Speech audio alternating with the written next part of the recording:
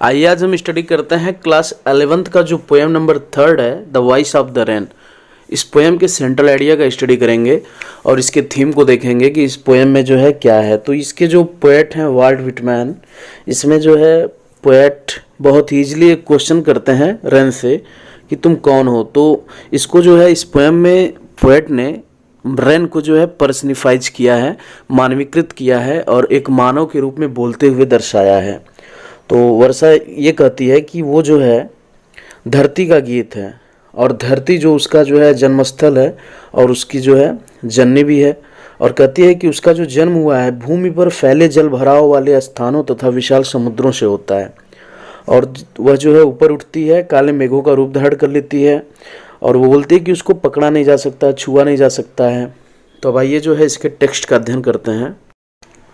This poem is composed by Walt Whitman. ये जो कविता है वाल्ट व्हिटमैन के द्वारा लिखा गया है। अगर व्हिटमैन को व्हाइटमैन पढ़ते हैं तो भी प्रोनाउंसिएशन सही है। In this poem the poet describes the importance of the rain and personifies to it. इस कविता में जो है कवि वर्षा के महत्व को बताते हैं और इसको एक मानव के रूप में बोलते हुए दिखाते हैं कि किस तरीके से वो उनके क्वेश्चंस का रिप्लाई देती है। द पोएट सेज दैट, कवि कहते हैं कि the rain is an eternal process. जो वर्षा है उसका एक प्रक्रिया है, but it takes different forms at different times. लेकिन ये अलग अलग समय में अलग अलग रूप में रहती है। It rises from the land, यह ज़मीन से उठती है, एंड द डीप सी, और गहरे समुद्र से, in the form of intangible water vapour, एक अस्पष्टी जिसको हम देख ना सकें। तो इंटेंजिबल का मतलब होता है अस्पष्टी, एक पानी के वर्षा के रूप में उठती है और जो है फिर जो है ये एक पानी का रूप धारण करती है। As this poem is a dialogue between the poet and the rain. जैसा कि ये जो कविता है एक संवाद पर आधारित है पोएट के बीच में और वर्षा के ऊपर, अतः ये जो बहुत ही अनोखी कविता है, यूनिक पोएम है। The rain is involved in A continued process. जो वर्षा है वो सम्मिलित है एक निरंतर प्रक्रिया में ऑफ गिविंग लाइफ, जीवन प्रदान करने के, ऑन अर्थ पृथ्वी पर, बाय प्रोवाइडिंग वाटर, पानी को प्रस्तुत करके, पानी को देकर, टू डोरमेंट सीड्स, जो छोटे छोटे बीज हैं, जो पौधों के बीज होते हैं उनको, and making the earth more beautiful, और ये इस पृथ्वी को बहुत ही खूबसूरत बनाने की प्रक्रिया में संलग्न है, एंड फुल ऑफ ग्रीनरी, और हरियाली प्रदान करने की प्रक्रिया में।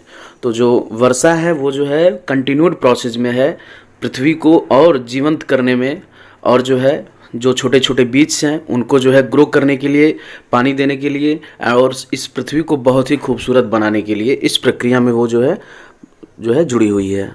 Rain helps in enhancing the beauty of earth. ये जो वर्षा है वो और भव्य आकर्षित बनाने के लिए जो है साथ है, हेल्प करती है अर्थ का। In the absence of water, पानी की अनुपस्थिति में एवरीथिंग टर्न्स डल, सब कुछ बेकार हो जाता है, आर लाइफलेस, या जो है निर्जीव हो जाता है, एंड डस्ट एक्यूमुलेट्स एवरीवेयर, और हर जगह जो है धूल ही धूल दिखाई देने लगता है। तो वर्षा की अनुपस्थिति में इसमें जो है पोएट बता रहे हैं कि अगर वर्षा न हो तो किस तरीके से जो है नुकसान होगा पूरे पृथ्वी का, और किस तरीके से जो बीज हैं पौधों के वो सूख जाएंगे, और हर तरीके से जो है हर जगह धूल बिखरा हुआ रहेगा और पूरी पृथ्वी जो है नीरस लगने लगेगी, निर्जीव लगने लगेगी। तो इस लाइन में जो है ये बता रहे हैं। तो वर्षा जो है सहायता करती है पूरे पृथ्वी का और सुंदर बनाने के लिए पूरे इस पृथ्वी को, और जो है हर जगह अगर वर्षा ख़त्म हो जाए, वर्षा ना हो तो सब कुछ जो है बहुत ही नीरस लगने लगेगा और सब कुछ निर्जीव सा प्रतीत होने लगेगा।